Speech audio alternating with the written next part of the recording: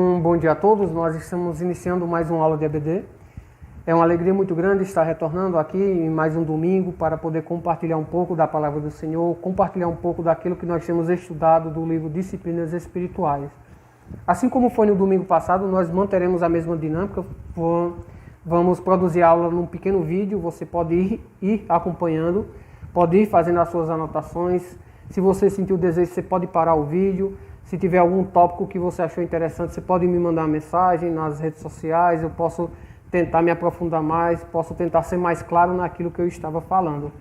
Nós iniciaremos uma nova disciplina nesse domingo, a disciplina chamada O Serviço Cristão. Eu vou seguir também a mesma metodologia no sentido de ir acompanhando aqui o material, os tópicos que o autor apresenta no capítulo, e em algumas vezes não vou conseguir manter um contato visual, mas é por conta que eu estou buscando seguir os tópicos do livro. Como eu disse, a nossa disciplina desta semana será o Serviço Cristão, e já como eu costumeiramente eu tenho dito, é mais uma daquelas disciplinas que nós temos consciência da nossa responsabilidade quanto a ela, mas nós temos muita dificuldade em cumprir. Nós sabemos muito bem, todo aquele que for perguntado que começou uma caminhada cristã ou que está servindo ao Senhor e agora é um discípulo de Jesus Cristo, tem a plena consciência que ele deve servir ao seu próximo e servir a Deus. Mas ele tem uma extrema dificuldade, ele luta contra isso. Às vezes ele busca ser disciplinado, mas acaba tropeçando e acaba se tornando alguém que tem extrema dificuldade em guardar o serviço cristão. Então, um dos intuitos desse capítulo é nos dar dicas e fazer com que a gente desperte e se sinta estimulado para o serviço ao Senhor. O autor, logo do início, ele nos lembra que nós não fomos chamados para guardar as disciplinas espirituais em um mosteiro. O que ele quer dizer com isso, Rondinelli? Ele está querendo se referir que a nossa responsabilidade das disciplinas espirituais deve se dar num contexto de sociedade, de relacionamento com outras pessoas, até com pessoas que não conhecem o Evangelho e pessoas do nosso cotidiano. É possível que você encontre alguém que diga assim, nós só temos a capacidade de servir ao Senhor, de ter como guardar as disciplinas se nós estivermos trancafiados no mosteiro, quando nós estivermos excluídos ou estivermos exclusos da sociedade, não estivermos participando deste mundo que é mau, pecaminoso, aí sim nós teremos a capacidade de guardar as disciplinas espirituais. Não foram poucas as pessoas ao longo da história que pensaram assim. É até dessa perspectiva que surge um movimento chamado movimento do monastério, o movimento dos monges, onde essas pessoas sempre entendiam que só seria possível um dia ser santo e puro diante de Deus se elas estivessem isoladas da sociedade. Ainda hoje nós encontramos pessoas que seguem essas práticas, alguns que são monges, outras pessoas que são freiras, mas nós não fomos chamados para servir ao Senhor em um mosteiro. Todos nós teremos as nossas responsabilidades de pai, mãe, filho, de um emprego, ter que se relacionar com o patrão, muitas vezes que é complicado, e mesmo assim será nesse ambiente que nós fomos chamados para guardar as disciplinas espirituais do nosso Senhor Jesus Cristo. Uma segunda advertência que o autor faz logo no início do capítulo é que este serviço será muitas vezes no anonimato.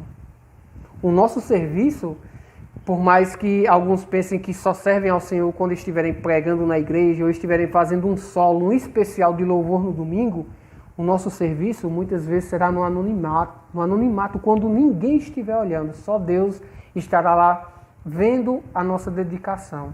Seria semelhante àquela pessoa que está servindo na limpeza da igreja, que vai recolher os copos quando acaba o culto, que vai para uma cozinha limpar os pratos, que chega mais cedo para abrir o portão, que auxilia os irmãos no estacionamento, que ao fim do culto guarda as cadeiras, que chega antes para a organização das cadeiras. Será muitas vezes esse tipo de serviço que o Senhor espera de nós. Quando não tiver mais ninguém para nos olhar, aí sim é que nós estaremos lá nos dedicando e servindo a Deus, e Deus vai estar nos reconhecendo.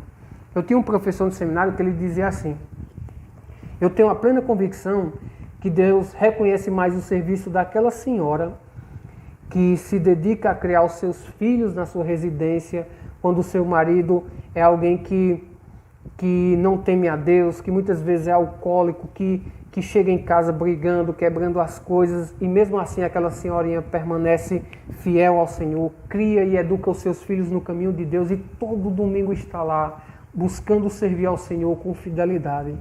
Isso sim, ou esse tipo de serviço, certamente Deus leva mais em conta do que até o serviço dele de pregador, de mestre da palavra do Senhor.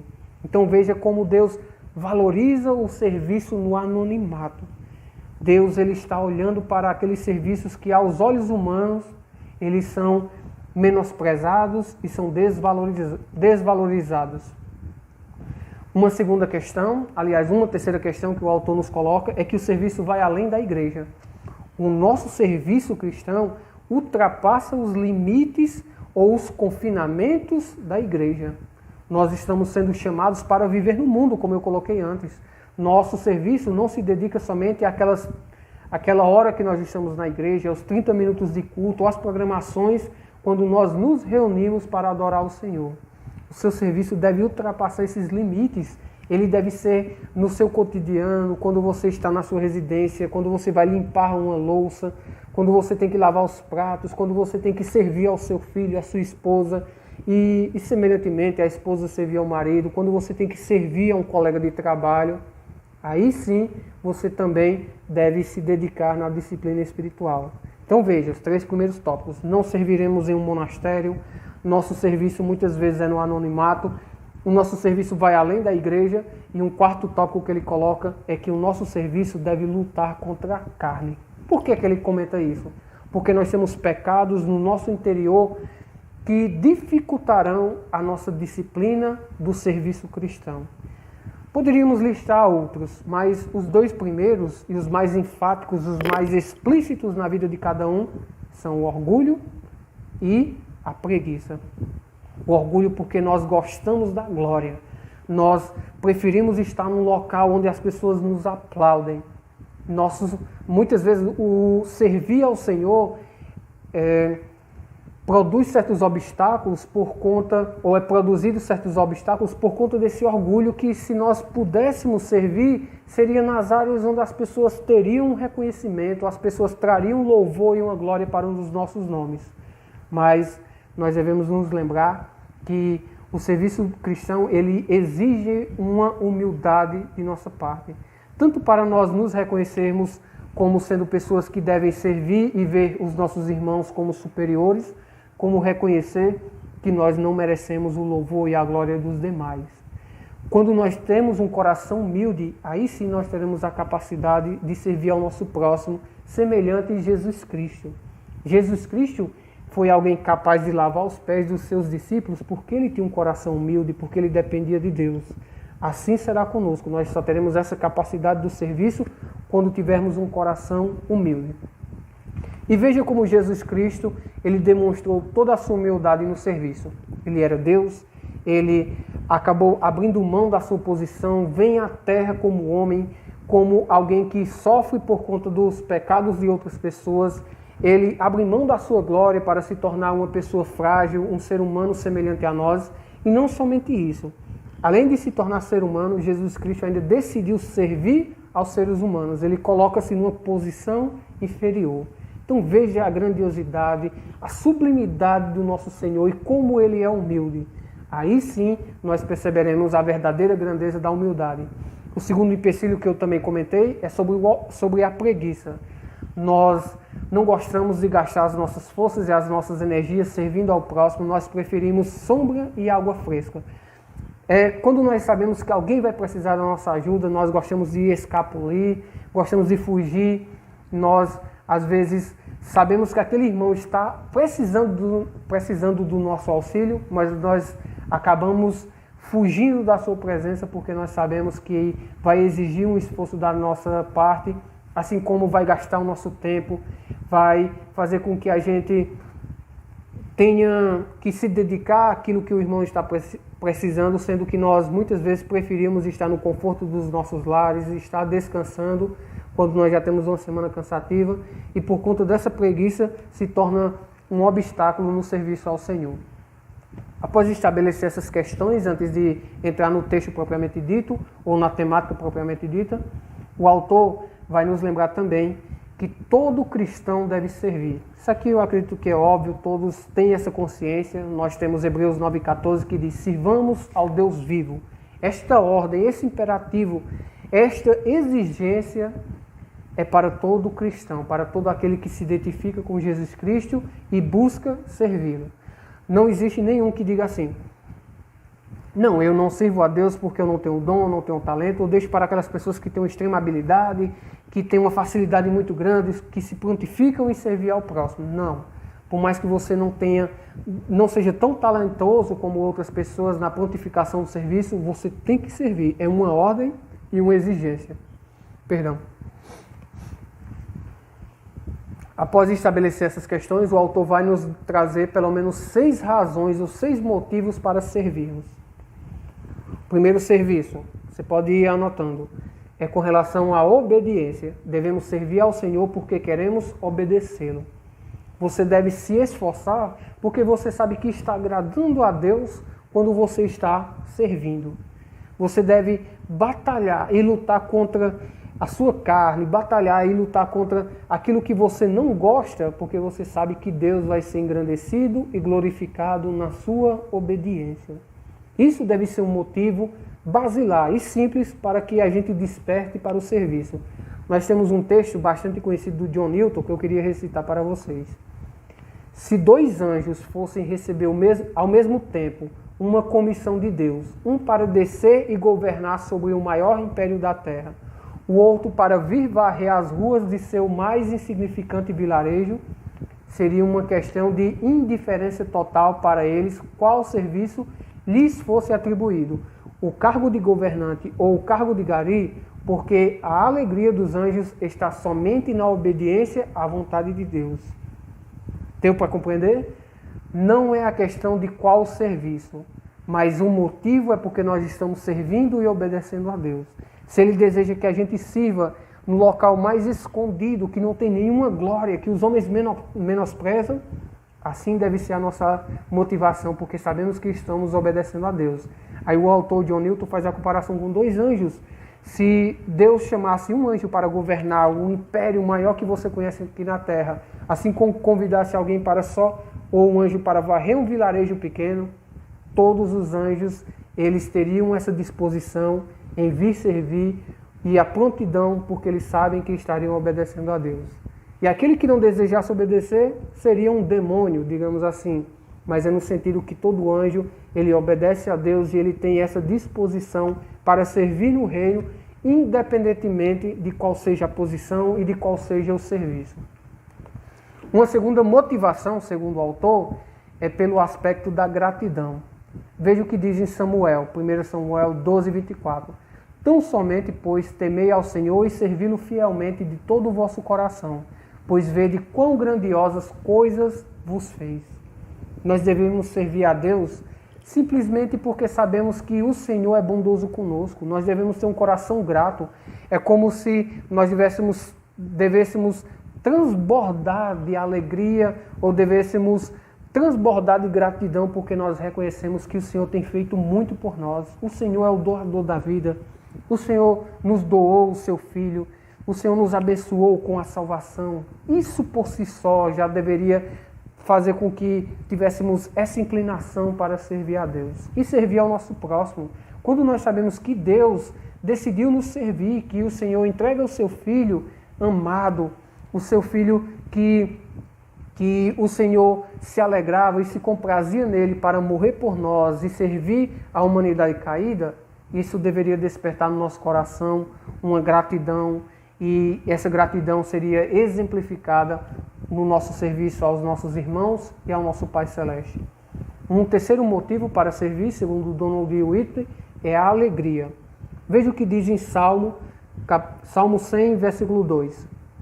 Prestem culto ao Senhor com alegria. Ou seja, nós não devemos servir a Deus de má vontade, com aquela cara carrancuda, mas com uma alegria. Por quê? Porque nós estamos servindo a Deus.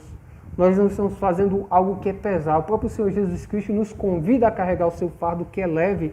Nós não estamos guardando mandamentos ou estamos cumprindo regras apenas para seguir leis meramente frias, leis que foram produzidas por alguém, mas nós estamos buscando servir ao Senhor, o Todo-Poderoso, o Criador de todas as coisas. Isso deve nos estimular a alegria.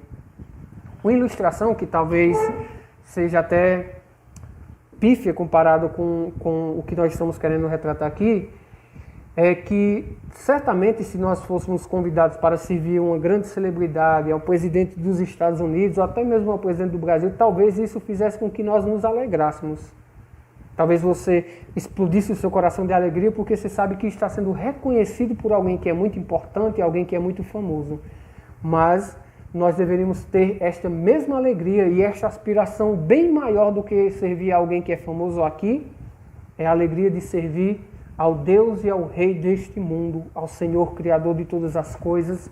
Isso deveria produzir alegria e esse empenho e esforço nas nossas almas para que a gente sirva ao Senhor e sirva ao nosso próximo. Um outro texto ainda retratando essa alegria é Salmo 84:10. Melhor é um dia nos teus átrios, Senhor, do que 1000 anos em outro lugar. Prefiro ficar à porta da casa do meu Deus a habitar nas tendas dos ímpios. Ou seja, é muito mais gratificante, muito mais prazeroso estar nos átrios do Senhor, no serviço a Deus, próximos do Senhor, do que na porta de um ímpio ou vivendo em outro lugar por 1000 anos. Isso deveria produzir alegria no nosso coração, estar servindo a Deus e sempre sabendo que o Senhor está se satisfazendo ou Ele mesmo está se alegrando com o nosso serviço. Uma quarta questão, um quarto motivo para servi-lo é que nós servimos por conta do perdão e não por culpa. O que é que o autor está querendo dizer com isso? Nós vamos servir a Deus porque nós sabemos que fomos perdoados, que nós agora temos um relacionamento íntimo com o Senhor, Ele nos aceitou agora na sua família e não meramente por culpa. Quando nós estamos servindo a Deus com aquele sentimento de culpa, de uma responsabilidade fria por si só, nós acabaremos não tendo uma disposição e acabaremos fraquejando no serviço, porque vai se tornar algo desgastante, algo muito sofrível, algo que vai fazer com que as nossas vidas se tornem melancólicas e vamos viver uma vida legalista só com o sentimento de culpa, como se nós tivéssemos que fazer isso porque o Senhor está enfurecido e raivoso, mas pelo contrário. Nós devemos servir porque nós somos perdoados, porque nós encontramos a misericórdia, a graça de Deus nas nossas vidas, e isso seria um motivo suficiente para nós servirmos ao Senhor. Ou seja, por conta do seu amor, não porque a gente está preso a uma bola de ferro no nosso calcanhar e a gente tem que servir com medo de um Deus que pode estar irado com as nossas vidas. Já vimos 5 motivos, e o 6º motivo é por conta da humildade. Eu já comentei que o nosso Senhor Jesus Cristo nos convida a servir aos nossos irmãos. Ele deu o maior exemplo de serviço quando ele lava os seus pés, lava os pés dos seus discípulos, demonstrando que ele estava ali para servir ao seu próximo. E nós fomos convidados para produzir esta humildade no nosso coração e servir aos demais.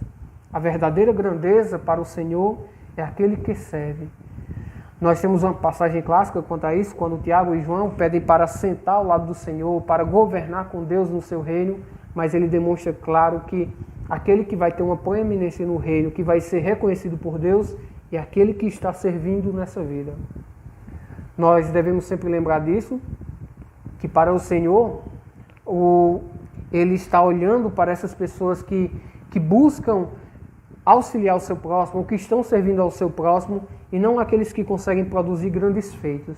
Esses feitos vão passar, essas pessoas que conseguem ter uma grande influência no mundo vão passar, mas o Senhor vai levar em conta o nosso serviço humilde aos nossos irmãos necessitados e a um mundo que precisa do auxílio de pessoas que amam ao Senhor.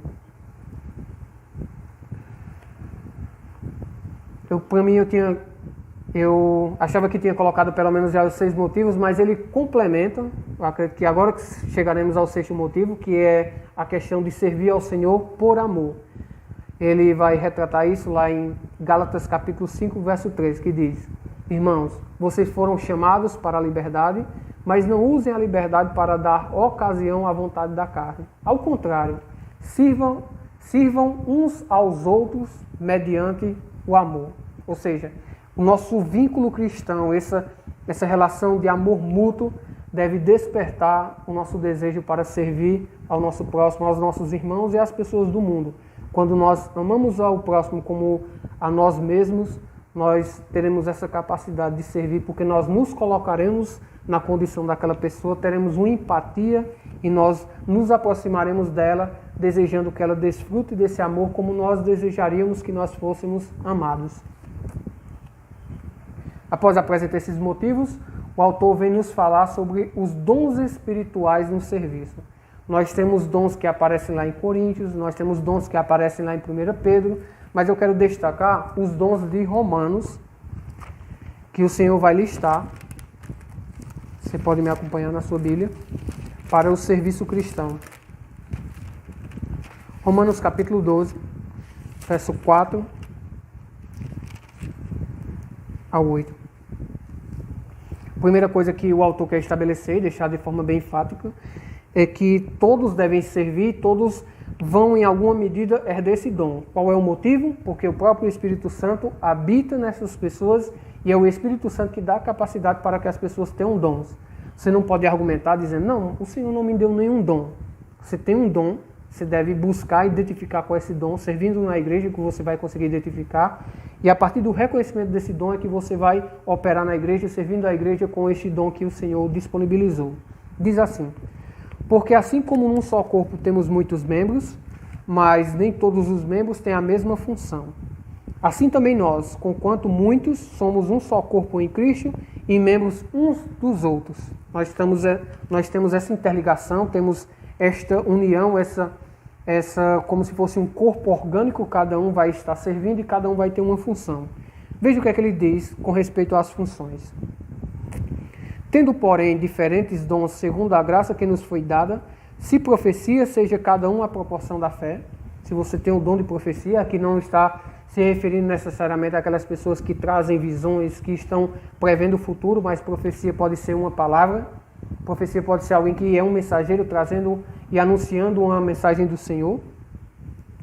Segundo dom, ele fala, se ministério, dediquemo-nos ao ministério, ou seja, o serviço àquelas pessoas que trabalham de forma mais árdua no ministério, que tem aquela disposição mesmo de serviço, sempre está se prontificando, que não calculam preço para o servir, mas elas têm este talento. Ou o que ensina, esmere-se no fazê-lo. Mais um dom, pessoas que têm habilidade na comunicação da palavra, que conseguem falar de forma mais clara, que têm facilidade em compartilhar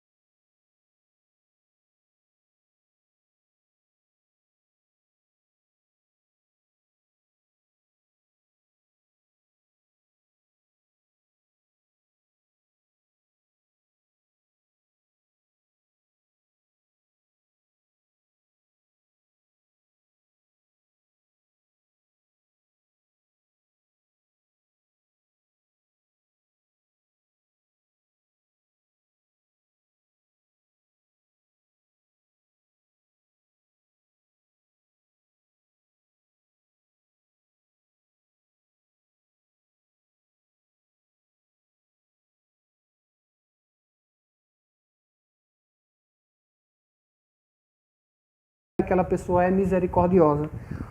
O foco do autor é mostrar que, independentemente de qual área você está servindo, você deve lembrar que o Senhor está lhe dando um dom, o Espírito Santo está lhe capacitando para o serviço, mas o que ele quer deixar bem claro é que você deve servir. Você não pode ser estático, você não foi convidado para sentar no banco de igreja, para receber a mensagem, voltar para a sua casa e não fazer nada. Você deve se intensificar no serviço a Deus.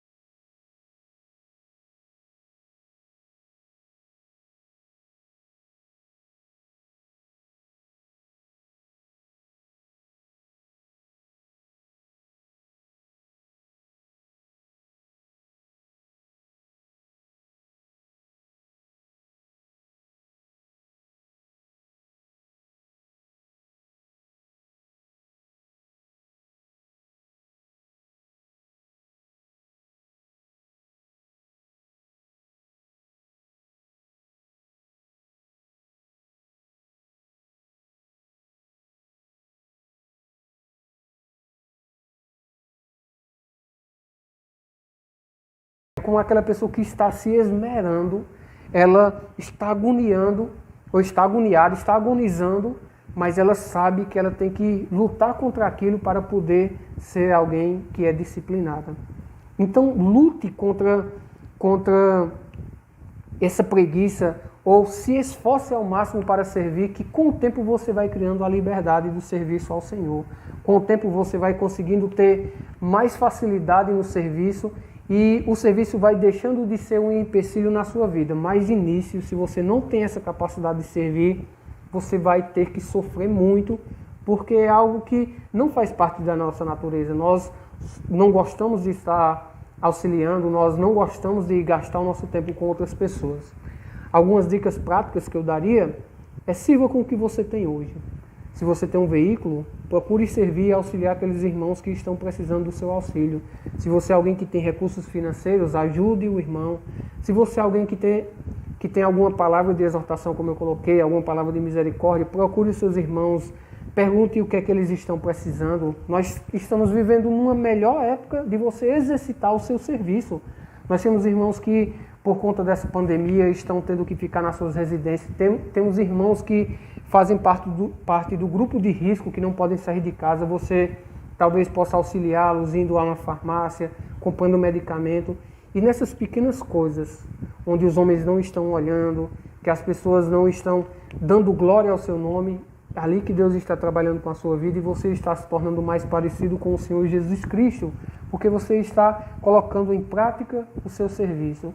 Isso de fato é cristianismo. O mundo não entende, o mundo deseja sempre ter o melhor para si, o mundo deseja que eles tenham a primazia, que as pessoas se dediquem em servi-los, mas em nenhum momento eles param para pensar que é responsabilidade de cada um e que Deus nos projetou para servir ao nosso próximo. Ele traz algumas aplicações, nós não temos como percorrer todas, mas queria concluir com mais um aspecto que ele fala aqui sobre a adoração habilita o serviço e o serviço expressa a adoração. A piedade requer um equilíbrio disciplinado sobre as duas coisas. Ou seja, nós iremos buscar adorar o Senhor, que Ele vai nos habilitar ao serviço, e quando nós estivermos servindo, nós estaremos habilitados também a adorar. O que é que o autor basicamente está querendo dizer? Que o Senhor é adorado a partir do nosso serviço, assim como nós só teremos a capacidade de servir quando nós estivermos adorando a Deus. Quando nós estivermos nos dedicando e buscando a glória do Senhor. Aí o Senhor vai nos habilitar no serviço e, consequentemente, nós estaremos adorando ao Senhor com este serviço. Essa prática possa ser algo real na sua vida. Isso também deve me estimular. Não é algo simples, é algo que vai requerer, como eu coloquei, de muito esforço, mas espero que o Senhor possa lhe dar a capacidade de, durante esta semana, você buscar se empenhar nessa disciplina do serviço ao Senhor, do serviço aos nossos irmãos.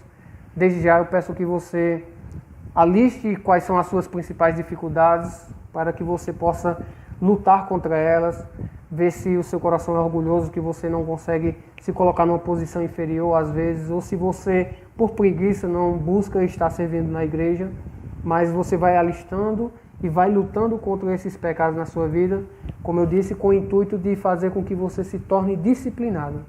Porque à medida que você vai se disciplinando, você vai tendo mais liberdade e vai tendo mais facilidade em servir ao próximo.